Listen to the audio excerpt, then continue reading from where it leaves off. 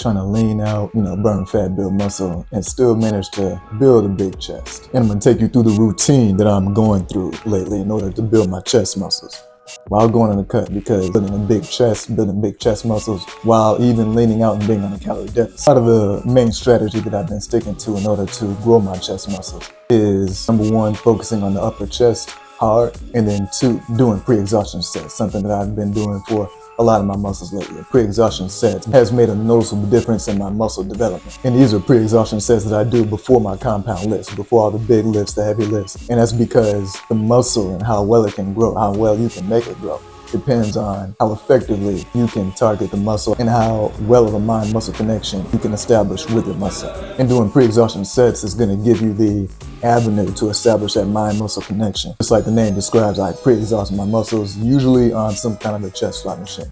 That's going to be either the pec deck machine or the cable chest flies. And this is going to be on the lighter side. This I usually do for a couple of sets, and each set about 10 to 15 reps. Work until you get the blood in your muscles, work until you get a pump. And I usually start this with the upper chest, then go for the mid chest, and then the lower chest. Now, after I do this pre-exhaustion, I'll always do the compound exercises as the main lifts, heavy to moderate bench press, or lighter, higher volume dumbbell chest work. Either way, each one of those compound lifts are a staple in the workout routine. When you pre-exhaust your muscles, with my favorite ones being the chest flies, it allows me to isolate the chest muscles better because I already had that chest pump from doing the pre-exhaustion sets. Now, when I do go to these compound lifts, again, whether that's bench press or a dumbbell chest press, I'm always prioritizing the whole chest. The chest doesn't really stand out until you hit all three parts, which is, as we know, the upper, mid, and lower chest. Really putting emphasis on upper chest because the upper chest is the smallest part. You can't just have a big lower chest and then no upper chest. So for this workout that I was doing, which is dumbbell chest press focused, it was me starting on the incline chest press because I want to use all the strength and energy that I have while I still have it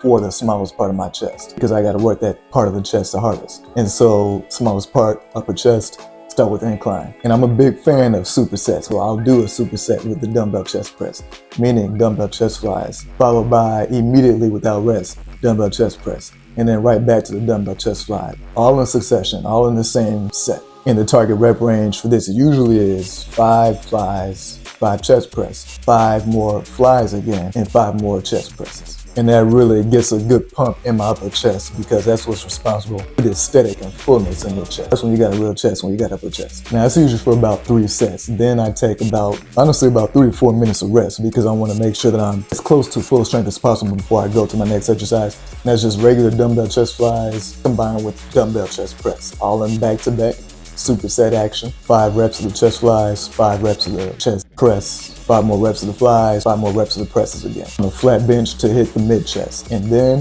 this is the hard part, I'll go and find me a decline bench press. Set the dumbbells up and then do the same thing on decline press. Dumbbell chest flies on the decline, dumbbell chest press on the decline.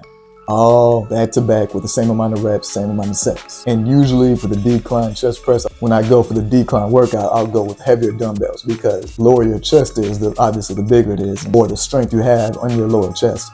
Plus, going on decline involves more of your triceps, which is stronger than on incline where you're involving more of your shoulders. So you can handle, long story short, point I'm making, you can handle a lot of weight doing decline chest press, any kind of decline chest workout. You can do more weight, so I'll go heavier with the decline dumbbell chest flies and chest press. And doing the combination of that superset really blows up the muscle like not too many other types of workouts for the chest. You can do chest flies individually by themselves, you can do chest presses by themselves, but combined doing a back-to-back, that's what you're gonna notice the pump in your muscles for any muscle. Then you have to be the chest. But in this case, it is a chest. You're gonna notice the pump is insane. So that's why I'm recommending a large portion of the workout that's responsible for growing my chest muscles. Now, this you're really going to want to keep in mind because you're not going to make any progress in the long term and somewhat in the short term if you don't keep this in mind. You want to take note about how much weight you're lifting and how many reps you do it at. And you want to use progressive overload. You want to try to beat the number of reps that you did from the week before the next week. So find a weight that you can do for, let's say, 10 reps. The next week, you want to try to beat that number. So you do the same weight, you try to get it for 11 or 12 reps. And as long as you're on top of your sleeping, your recovery, your eating, your body will be able to progress and do more reps at that same weight. And then keep progressing week by week. It won't happen every single week. You won't always go up week by week. But you want to try to do it every week or almost every week. This is what I do. And then by the time I do a set of any kind of workout. And by the time I can get that exercise, that workout to 15 reps or more, that's when I start increasing the weight. That's a sweet spot.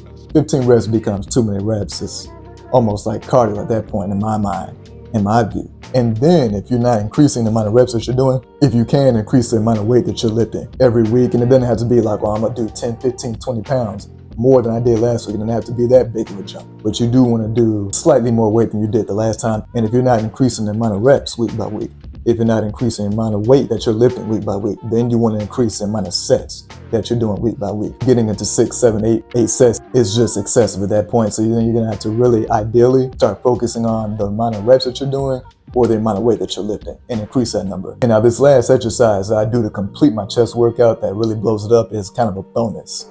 And a lot of people, this is kind of controversial. A lot of people have mixed opinions about this exercise, but that is I don't even know what it's called. Hold 25-pound plates together, 2 or 3, press them together as hard as you can, lift them up, use the fear of dropping the weights on your face and fracturing your face bones as motivation to keep lifting the weights up. Build myself up to doing the workout with a lot of weight, then drop a plate, press it again until failure. Then drop another plate, press it again until failure. Like a drop set kind of workout. Drop set style exercise. It's usually done holding 2 dumbbells together, pressing the dumbbells together, lifting them up. But I like doing it with the plates better because the dumbbells, you can just kind of rest the dumbbells on each other and then press it up. There's nothing keeping the dumbbells from sliding back down on you because you're holding the handles of dumbbells in your hands. And when you're pressing the plates together, there's nothing that is stopping the plates from falling back down on you. So you got to use all your strength to press the plates together while pressing it back up. It really focuses on the principle of time under tension. This one isn't about how much weight you're lifting. This one is almost exclusively time under tension. So these are the workouts I've been doing to blow up the chest muscles. Again, this is on my light chest day when I have kind of a light week. So this chest workout was more on the lighter side of my chest days. If you want to see a video about the heavier chest workouts, particularly how I got my bench press to 300 pounds, only weighing about 170 something, check out this video above here. But thanks for tuning in. Thanks for watching. Be sure to like and subscribe. Until next time.